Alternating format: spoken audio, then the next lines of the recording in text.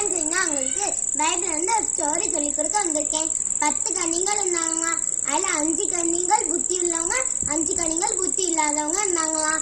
5 புத்தி உள்ளவங்ககிட்ட வந்து தீவட்டியும் எண்ணெய் இருந்துதான். புத்தி இல்லாதவங்ககிட்ட தீவட்டி மட்டும் இருந்துதான். வருகை பணவாளன் வருகைக்காக எல்லாரும் கொஞ்ச நேரத்துக்கு முன்னாடி தூங்கினாங்களாம். மணவாளர் வருகிறார் என்றோடனே எல்லாரும் 10 பேரை எணிச்சுட்டாங்களாம். அதுல 5 புத்தி உள்ள கனிகள் வந்து அவங்க வந்து அந்த தீவட்டிய ஆயில் மேல பண்ணாங்களாம்.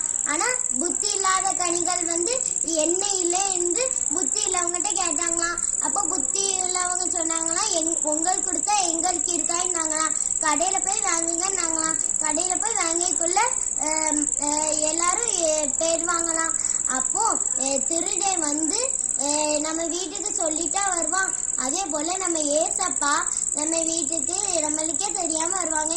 எல்லாரும் ஆயத்தமா இருங்க. சரி ஃப்ரெண்ட்ஸ், நாளைக்கு ஒரு வசனத்தை சந்திப்போம்.